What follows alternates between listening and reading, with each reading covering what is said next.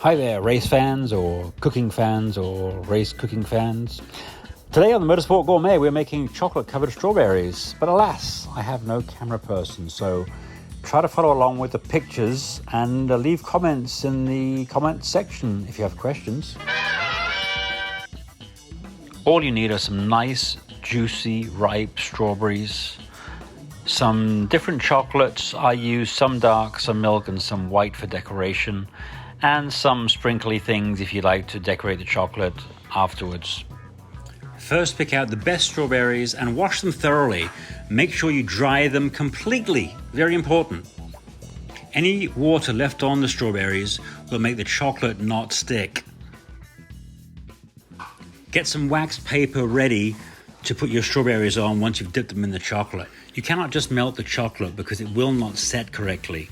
You have to temper the chocolate first.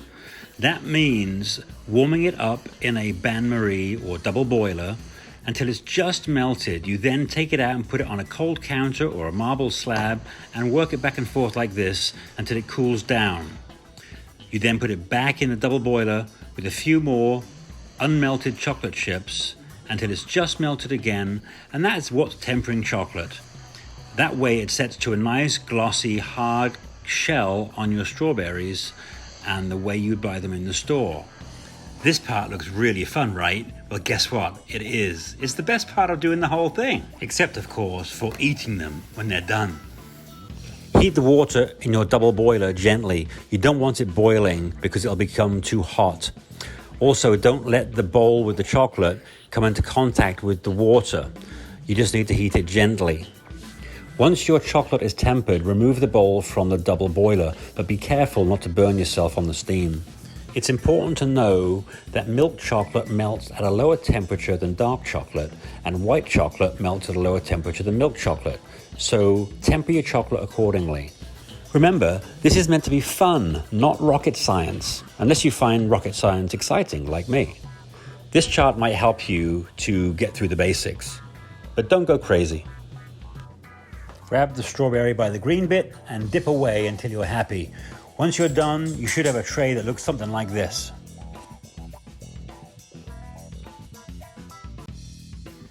Okay, I don't have a piping bag on hand, but I want to drizzle some white chocolate onto these.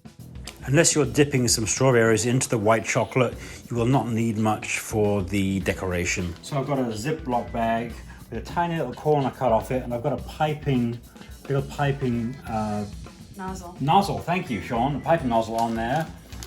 And what you gotta do is like, squeeze this tight, twizzle it around like this. You can see it starting to come out. Now, what I'm gonna do is drizzle some white chocolate on there so they look all fancy. Oops, there's some chocolate marzipans there too. Shh, those are for me.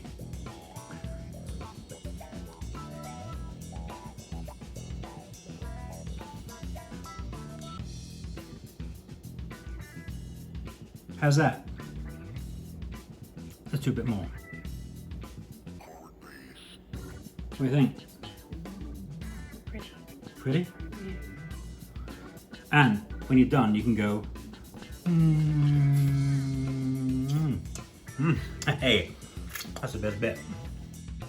If you present these for a brunch or dessert with a glass of Prosecco, you will be the envy of your friends. No one will believe you made these yourself. Have fun until the next time on the Motorsport Gourmet.